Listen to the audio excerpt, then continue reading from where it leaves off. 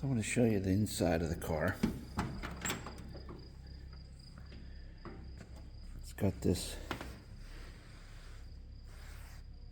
fake fur door panels or whatever that is. I don't know. Definitely keeping that.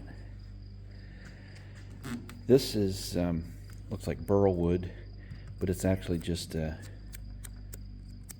like contact paper on there. So I'll be touching that up a little bit. This is a door handle, obviously. This is the window winder handle, and then this handle opens up the little side windows like that.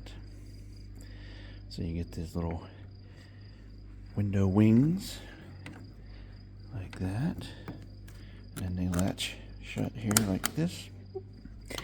Now let's get inside here and I'll show you how this is. Listen to this door. Closed. Solid. All right. Oh, right now the hood's up, so it's kind of weird looking out there. But so this is the dash. This is glove box. Let's see if I can get it. Maybe. Okay, come on. That takes two hands. Okay. So there's a glove box. It's a clock, and I'm assuming, yeah, you can set the clock there. And I don't know if it's powered or wind it up. I think it must be electric because there's no winder upper. This is a cigarette lighter. This is the choke. There's a radio knob. Radio with set buttons.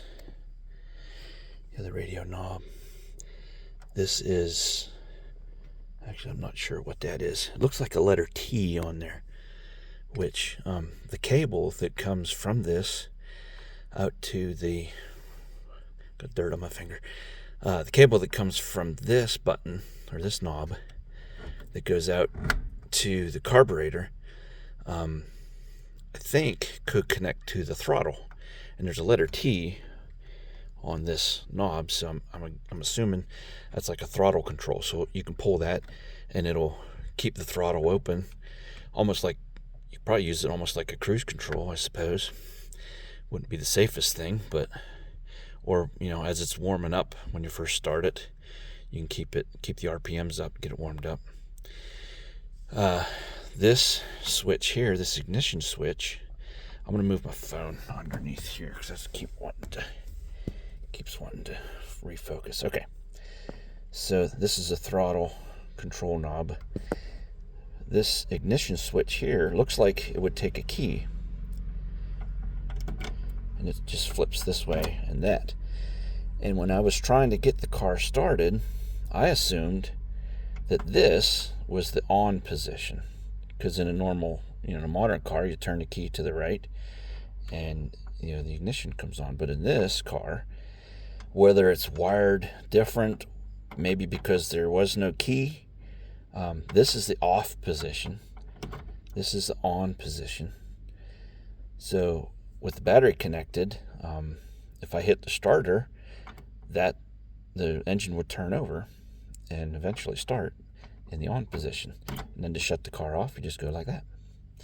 So that's what was causing me the trouble when I first started the car. I didn't know that this was on and this was off. So now I know. And then over here, let's see here. Then over here is, that's the headlight knob. Underneath there is the heater control knob underneath the dash, and then that's the starter button. Then up here, that's fuel gauge, which I don't know if it works. I'm going to put a new fuel gauge in it under the dash. Temperature gauge. The temperature gauge works. When we did have it running, it actually built up temperature, and that works. The battery gauge seemed to work. I mean, it's stuck in the middle right now, and it's not running, so I don't know if that indicates anything. The oil pressure gauge seemed to work when we had it running, because it was building up oil pressure in there, and the needle was moving. So I don't know how accurate it is, but at least it worked. So you can see all that's in place. See how old and cracked the faces are, but it's all there. Then up here on top of the dash, this little switch here, which I assume is for the windshield wipers. You can see the windshield wiper connection there. I took the wipers off just because they're pretty much useless to me, and they didn't look right. So I took them off. I'll probably leave them off because I won't run it in the rain or anything. But I'm assuming that's the windshield wiper switch, and that runs off a vacuum off the engine. So if the engine's running, your windshield wipers will go. But if the engine's not running, they won't work. So I guess, I don't know. This is an ashtray right up front here, and I just thought it was cool. There's still cigarette butts in there from when my grandparents had the car, or I know my grandma used to smoke, but I can't imagine those would still be in there after all these years. 25 years sitting in a museum, and then he drove it for 10 years before that. The dash is metal, and then it has this, it's like painted fake wood grain on there. Same way with the trim around the windshield. You can see it's a split windshield. And then we come back around to the passenger side. There's Pappy Ray's bright red floor mats.